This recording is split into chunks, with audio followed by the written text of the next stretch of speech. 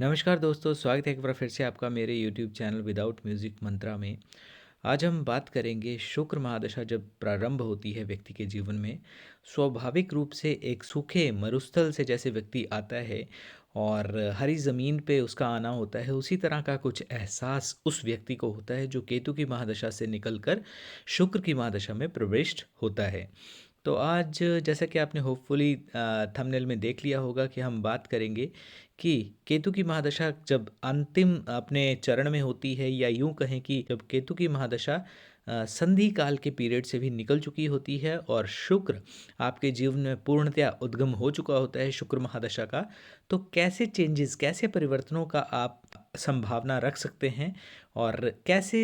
जो परिवर्तन आते हैं अपने आपके जीवन में, चाहे वो आर्थिक रूप से हों, शारीरिक रूप से हों, आपके रिश्तों के रूप में हो, सामाजिक प्रतिष्ठा के रूप में हों, वो चेंजेस कैसे आते हैं, कैसे उन परिवर्तनों की आप अपेक्षा रख सकते हैं शुक्र देव से बोलिए, या आपके शुक्र की स्थिति के अकॉर्डिंग अपने जीवन में। तो वन बाय वन हम डिस्कस करेंगे। सबसे पहले देखिए, जो जब केतु की महादशा प्रारंभ होती है, या स्पेशली अंतिम काल जब होता है, तब भी केतु ग्रह जो है जैसे बिना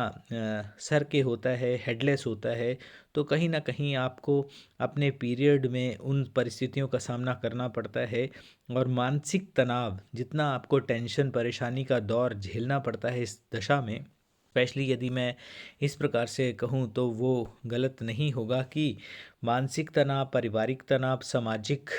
गली मोहल्ले में आपके झगड़े, तो इस तरह की परिस्थितियों का शुक्र की महादशा में जैसे ही आप आते हैं, तो कहीं ना कहीं आपको चेंजेस, परिवर्तन होते हुए दिखते हैं। मानसिक तनाव आपका धीरे धीरे कम होता चला जाता है। पारिवारिक रूप से आपके रिश्तों में सौहार्दपूर्ण व्यवस्थाएं बनने लगती हैं। जो लोग कहीं ना कहीं आपको केतु की दशा में छोड़कर चले गए होते हैं, वो एक बार फिर से आपके जीवन में किन्हीं कारणों से, कोई भी रीज़न हो सकता है, वो फिर से आपके जीवन में आना भी चाहते हैं और आते भी हैं। फिर वो आपकी जो एक इच्छा होती है व्यक्तिगत, उस पर डिपेंड करता है कि उन लोगों को फिर से आप अपने जीवन में लाना चाहते हैं या नहीं। गली मोहल्ले में जो आपके बात बात पर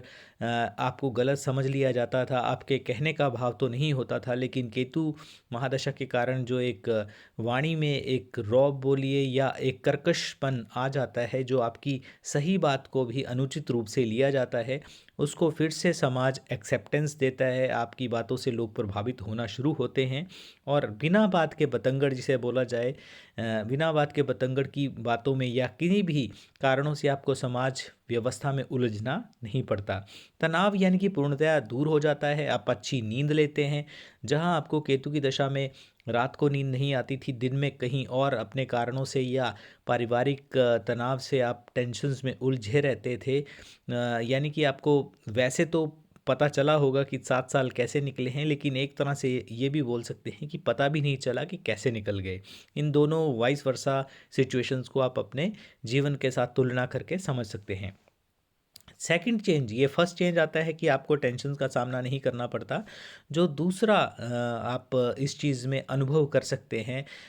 एक अपेक्षा रख सकते हैं चेंजेस की, परिवर्तन की, तो सेकंड परिवर्तन आता है आपकी पर्सनैलिटी में। देखिए, day by day, year by year और मंथ बाय मंथ, जैसे जैसे शुक्र की महादशा का शर्त यही है कि शुक्र जो है आपकी कुंडली में कुछ तो बलिष्ठ होने ही चाहिए। एटलीस्ट आप खुद चेक कर सकते हैं, यदि आपकी कुंडली में जो शुक्र हैं वो उच्च के हैं, अच्छी राशि में हैं, मित्र की राशि में हैं, अच्छे ग्रह के साथ युति करके बैठे हुए हैं, या उनकी डिग्री देखिए, डिग्री यदि 7-8 यानी कि किशोर अवस्था के से लेके युवा अवस्था के बीच में है, 7-8 से लेके 16-17 डिग्री के बीच में यदि शुक्र आपके बैठे हुए हैं, तो अच्छे माने जाएंगे। और इसके अलावा कहाँ कौन सी राशि में है, कौन से घर में है, ये सारी चीज़ों के देखने के पश्चात आप अपने आप से भी ये आइडिया लगा सकते हैं कि आने वाले पीरियड्स में आपको कैसी स्थितियों का सामना करना पड़ सकता है। इसके अलावा अब दशा संधि का मैंने एक वीडियो डाला हुआ है, उसको भी देख सकते हैं। उसमें मैंने काफ़ी तरीके से आपको बताया हुआ है कि कैसे एक झलक जो है ग्रह दिखा देता है आपके आने वाले समय से पहले ही, जब दशा संधि का पीरियड चल रहा होता है। तो कहीं ना कहीं आपकी जो पर्सनैलिटी है उसमें इम्प्रूवमेंट होती चली जाती है, इन्हेंसमेंट आती चली जाती है। और केतु की दशा में, जहाँ मैंने पहले भी वीडियोस में बताया हुआ है कि यदि जेंट्स की बात करें तो शेविंग का मन नहीं करता है, लेडीज़ की बात करें तब भी कहीं ना कहीं बाल बिखरे रहते हैं, ड्रेसअप होने का व्यक्ति चाहे महिला हो या पुरुष हो, अपनी साज सज्जा पे उतना ध्यान नहीं दिया जाता है, समाज से एक तरह से आप ये बोल सकते हैं कि कट ऑफ होके व्यक्ति रह जाता है। तो वही जो एक चेंजेस उसके व्यवहार में, उसके शारीरिक रूप से आकर्षण में, सारी चीज़ें फिर से चेंजेस आना शुरू हो जाती हैं। स्किन की स्पेशली यदि स्किन की बात करें तो स्किन में स्वाभाविक रूप से स्वतः ही ग्लो आना शुरू हो जाता है, एक ऐसी चमक आ जाती है, आभा आ जाती है।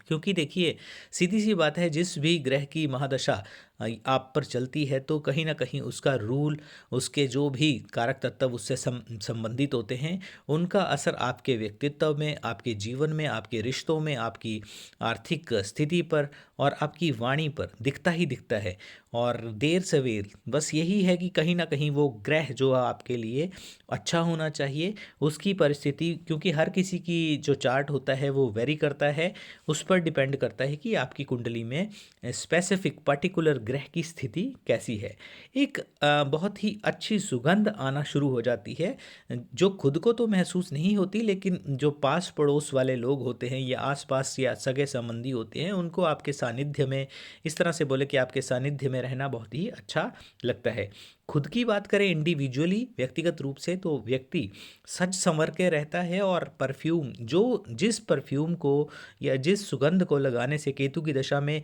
अपने आप का जो एक टेंशन का पीरियड था उसमें तनाव बहुत ज़्यादा बढ़ जाता था। कई लोगों को ये प्रॉब्लम भी हो जाती है केतु की दशा में कि उस टाइम पे सर दर्द की परिस्थितियों का सामना भी करना पड़ता है, यानी कि सर दर्द भी होता है यदि आप, क्योंकि देखिए केतु जो अलगाव के कारक हैं, द्योतक हैं, उनकी यदि महादशा चल रही हो और उस परिस्थिति में यदि आप शुक्र से संबंधित वस्तुओं का, जो ऑलरेडी आप जानते हैं कि शुक्र किन चीज़ों से संबंधित है, शुक्र से संबंधित चीज़ों का यदि आप प्रयोग करते हैं तो केतु जो है उनको एक्सेप्टेंस नहीं देते हैं। और उन चीज़ों से रोग होने की प्रोबेबिलिटी, बहुत से ऐसे केसेस देखे गए हैं जिनमें या तो व्यक्ति को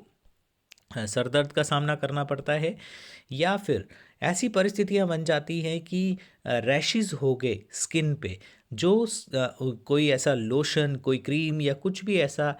ऐसा कॉस्मेटिक का जो यूज़ किया था अपनी सुंदरता को बढ़ाने के लिए या खुद को अच्छा दिखने के लिए, वो कहीं ना कहीं उल्टा इफेक्ट देने लग जाता है। बहुत सी ऐसी महिलाओं को ऐसी एलर्जी हो जाती है या मुहांसे तक भी हो जाते हैं, पिंपल्स आ जाते हैं, ऐसी क्रीम्स का यूज़ करके, ऐसे कॉस्मेटिक का यूज़ करके, वो भी इस पीरियड में स्पेशली ये जो दोनों ग्रहों का जब मेल होता है तो देखने को मिलती है व्यक्ति की पर्सनैलिटी में। इसके अलावा देखिए, जैसे ही शुक्र की दशा जब आती है तो जैसे मैंने बताया कि पर्सनैलिटी वाइज व्यक्ति का बहुत ज़्यादा लगाव बढ़ जाता है सुगंध की तरफ, परफ्यूम की तरफ। अच्छे इत्र जिसे बोला जाता है उसका प्रयोग करना भी चाहिए, क्योंकि यदि आपका शुक्र अस्त है या अच्छी अवस्था में नहीं है या बलहीन है तो उसको कहीं ना कहीं थोड़ा सा उसको पावर देने के लिए, बल देने के लिए आपको इन चीज़ों का प्रयोग करना चाहिए।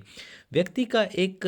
दायरा जो छोटे लेवल तक होता है कि मुझे ब्रांडेड नहीं पहनना है, मैं सिंपल साधारण कपड़ों तक ही सीमित रहूँगा, वो कहीं ना कहीं उसके मानसिक जो मन में एक छवि होती है वो अच्छी छवि बनने लगती है और स्वाभाविक रूप से अच्छे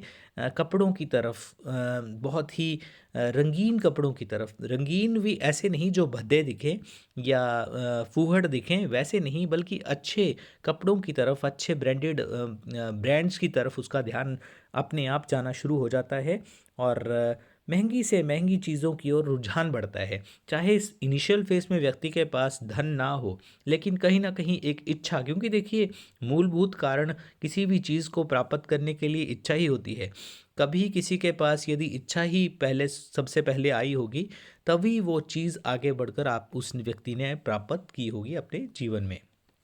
तो ये बहुत ज़्यादा चीज़ें बढ़ जाती हैं। ब्रांडेड चाहे शूज़ बोलिए, आपके कपड़े हो गए, इन चीज़ों पर बहुत ज़्यादा ध्यान बढ़ता है। सेविंग्स भी साथ के साथ होती हैं, लेकिन सेविंग पर थोड़ा कम फोकस रहता है व्यक्ति का, और खर्च पर बहुत ज़्यादा फोकस रहता है।